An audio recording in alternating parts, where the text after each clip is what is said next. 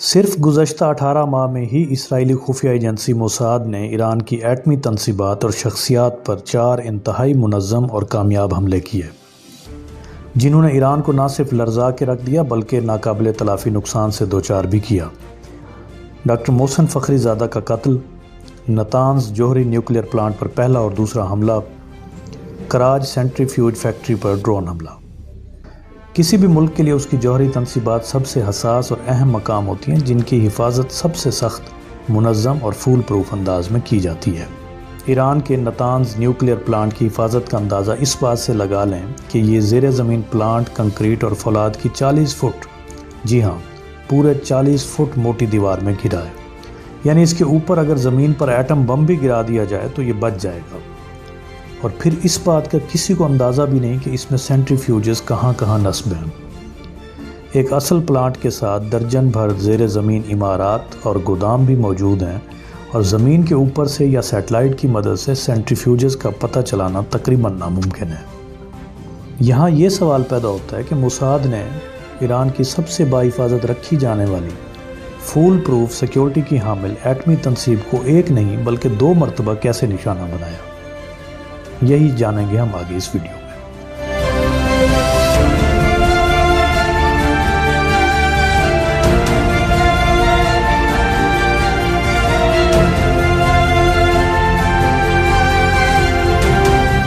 محسن فخری زادہ ایران کے سب سے سینئر جوہری سائنسدان، ایرانی جوہری پروگرام کے بانیوں میں سے ایک، اور ایرانی جوہری پروگرام کے ہیڈ بھی تھے۔ یوں سمجھ لیں کہ وہ ایران کے ڈاکٹر عبدالقدیر خان تھے۔ موساد کئی سال سے محسن فخری زادہ کو ٹریک کر رہی تھی، ان کی روٹین کی ایک ایک سیکنڈ کی نگرانی اور ریکی کی جا رہی تھی، یہاں تک کہ موساد نے ان کی بے داغ سیکیورٹی میں سوئی کے ناکے کے برابر ایک چھید تلاش کر ہی لیا۔ اب انہیں نشانہ بنایا جا سکتا تھا۔ اب کی بار موساد نے انہیں ختم کرنے کے لیے ایک ایسے ہتھیار کا استعمال کرنے کا فیصلہ کیا کہ جو غلطی نہ کرے اور اس کا نشانہ خطا نہ ہو۔ 27 نومبر 2020 محسن فخری زادہ تہران کے نزدیک آب سرد شہر سے واپس تہران کی طرف محو سفر تھے۔ ان کی گاڑی کے ساتھ 3 سیکیورٹی گاڑیاں بھی تھیں، جن میں ایرانی اسپیشل فورسز کے 11 مستعد کمانڈوز موجود تھے۔ پورے راستے کو پہلے ہی کلیئر کیا جا چکا تھا کہ دشمن نے کہیں کوئی بارودی سرنگ یا دھماکہ خیز مواد نہ نصب کر رکھا ہو۔ ابھی ان کا سفر نصف بھی نہ ہوا تھا کہ کچھ فاصلے سے محض 1 یا 2 سیکنڈ کے لیے فائرنگ کی تڑتڑاہٹ سنائی دی، پھر اتنے ہی فاصلے پر ایک دھماکہ ہوا۔ فوراً گاڑیاں روک دی گئیں اور مستعد ایرانی کمانڈوز نے پوزیشنیں سنبھال لیں۔ لیکن چند لمحے بعد انکشاف ہوا کہ ڈاکٹر محسن فخری زادہ اب نہیں رہے۔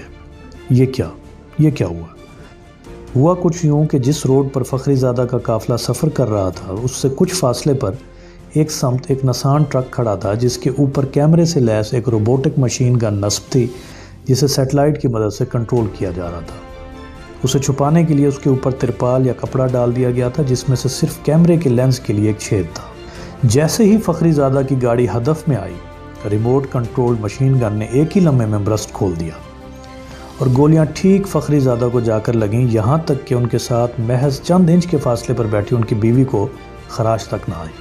ہدف کے ہٹ ہوتے ہی نسان ٹرک دھماکے سے پھٹ گیا اور اس پر نصب مشین گن مکمل تباہ ہو گئی۔ لیکن اس قدر حساس اور جدید اسلحہ موساد نے ایران کے اندر پہنچایا کیسے؟ یہ سب ہم اس ویڈیو میں آگے چل کر جانیں گے۔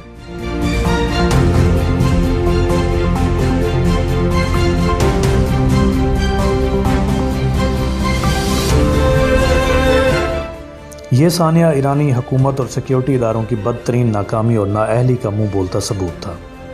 جنوری 2020 میں جنرل قاسم سلیمانی کی ہلاکت کے بعد ہی ایران کو اپنی شخصیات کی حفاظت اور نگرانی میں اضافہ کر دینا چاہیے تھا، لیکن ایسا کچھ بھی نہ ہوا۔ نتیجتاً محسن فخری زادہ بھی نشانہ بن گئے۔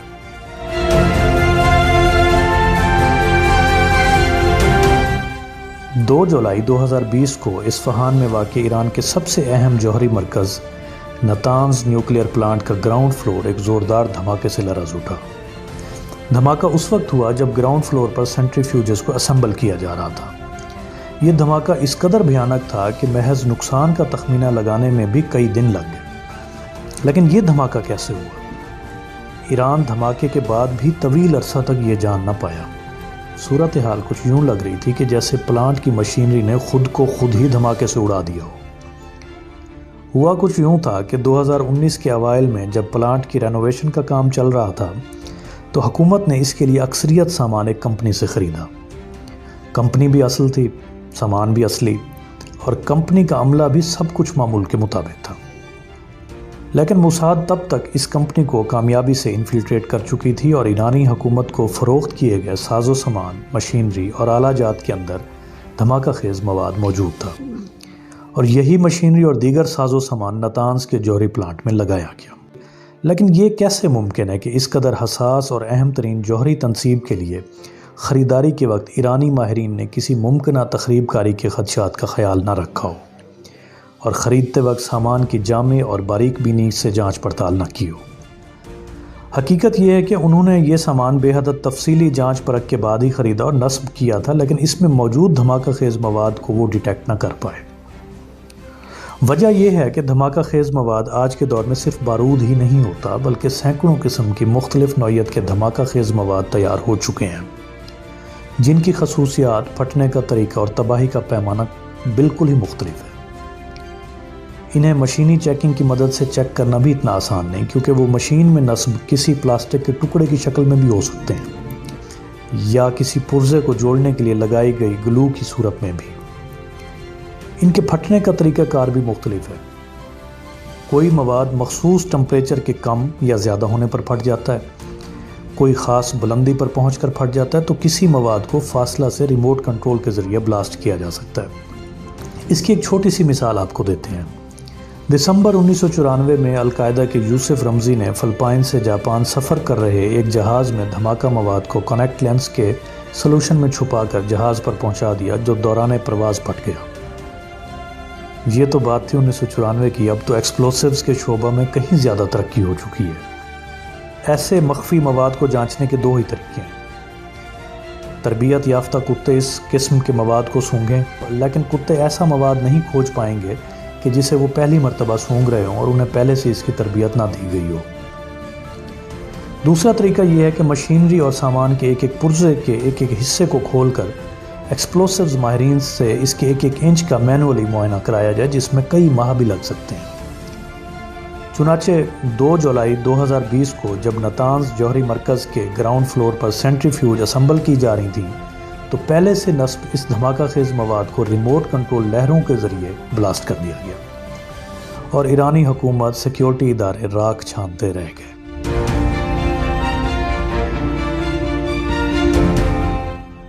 – 2020 حملے میں بھلے ہی نتانز جوہری مرکز کا گراؤنڈ فلور تباہ ہو گیا، لیکن یورینیم کی افزودگی ظاہر گراؤنڈ فلور پر تو نہیں ہو رہی تھی، بلکہ جیسے ہم پہلے ذکر کر چکے ہیں کہ سینٹریفیوجز کنکریٹ اور فولاد کے 40 فٹ موٹے ہالے کے اندر زیر زمین نصب تھیں، جن کی تعداد 5000 کے نزدیک بتائی جاتی ہے، اور ظاہر ہے یہ مقام دنیا کے سب سے سخت سیکیورٹی والے مقامات میں سے ایک تھا۔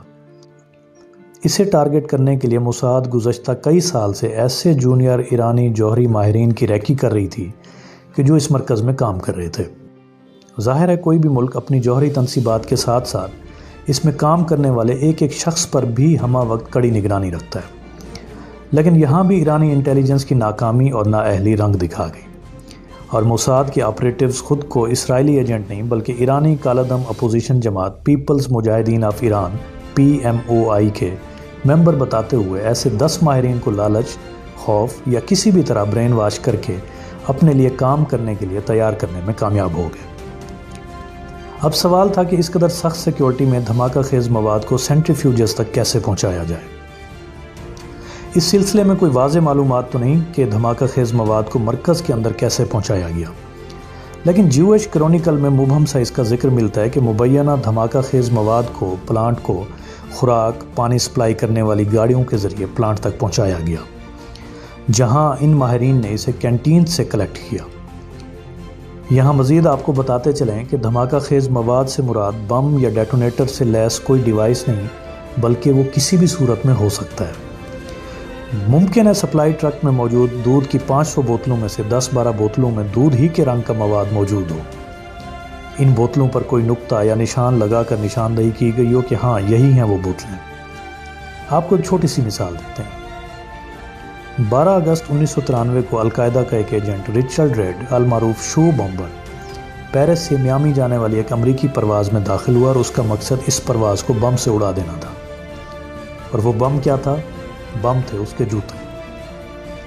اس نے وہ جوتے پہن رکھے تھے جو بنے ہی دھماکہ خیز مواد سے تھے، جن میں کوئی ڈیٹونیٹر یا مشینری نصب نہیں تھی کہ جن کو مشینی آلات سے پکڑا جا سکے۔ ان کو بلاسٹ کرنے کا طریقہ یہ تھا کہ ان کے تسموں کو آگ لگا دی جائے۔ خوش قسمتی سے وہ اپنے مقصد میں کامیاب نہ ہو پایا، اور جب وہ اپنے جوتے کو اتار کر گود میں رکھ کر تسمے کو لائٹر سے آگ لگا رہا تھا تو اس کی اس مشکوک حرکت پر موساد نے اسے دبوچ لیا۔ رچرڈ زندہ ہے اور 110 سال کی قید کاٹ رہا ہے۔ چنانچہ موساد نے دھماکہ خیز مواد کو نتانز جوہری مرکز میں پہنچا دیا، جہاں سے ان 10 ماہرین نے اسے لے کر 10 مقامات پر نصب کر دیا۔ 10 اپریل 2021 کو ایک بھیانک نوعیت کے دھماکے نے نتانز کو دہلا کے رکھ دیا۔ 5000 میں سے کم از کم 4000 سینٹریفیوجز مکمل تباہ ہو گئیں اور متعدد ڈیمیج ہوئیں۔ تب سے اب تک نتانز میں یورینیم کی افزودگی کا کام 90% کم ہو چکا ہے۔ حملے کے بعد ان 10 ماہرین کو موساد نے انڈر گراؤنڈ کر دیا اور ایران سے بحفاظت نکال لیا۔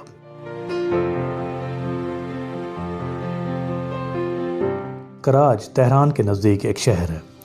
نتانز میں جتنی بھی سینٹریفیوجز استعمال ہوتی ہیں وہ سب کراج کے ایران سینٹریفیوج اسمبلی سینٹر یا ICAC میں تیار کی جاتی ہیں۔ نتانز حملے کے بعد ظاہر ہے ایران کو بھاری تعداد میں نئی سینٹریفیوجز کی ضرورت تھی جو کراج میں تیار ہو رہی تھیں۔ چنانچہ موساد نے اپنا اگلا نشانہ کراج کے سینٹریفیوج مرکز کو بنانے کا فیصلہ کیا اور اس مقصد کے لیے ایک ڈرون کا استعمال کیا جانا تھا۔ بم لے جانے کی صلاحیت سے لیس ایک عسکری نوعیت کا کواد کاپٹر جس کا وزن ایک موٹر سائیکل کے برابر ہوتا ہے۔ تو سوال یہ پیدا ہوتا ہے کہ پہلے روبوٹک مشین گن اور اب مسلح کواد کاپٹر موساد نے ایران کے اندر کیسے پہنچایا؟ موساد ایران کے اندر اسلحہ اور ایجنٹ کیسے پہنچاتی ہے؟ یہاں پر یہ واضح کرتے چلیں کہ ان معلومات اور تفصیلی روٹ سے متعلق اندازے، مفروضے اور خدشے ہیں۔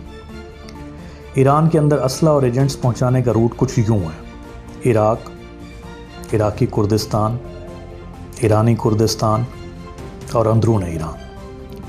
مذکورہ اسلحے کو چھوٹے چھوٹے پارٹس کی شکل میں اور اسی طرح موساد کے ایجنٹوں کا سفر بھی عراق میں واقع امریکی فوجی اڈوں سے شروع ہوتا ہے، جہاں سے وہ پہنچتے ہیں عراقی کردستان میں، جہاں کی گورنمنٹ اور فوج پیشمرگہ امریکہ کی قریبی اتحادی ہیں۔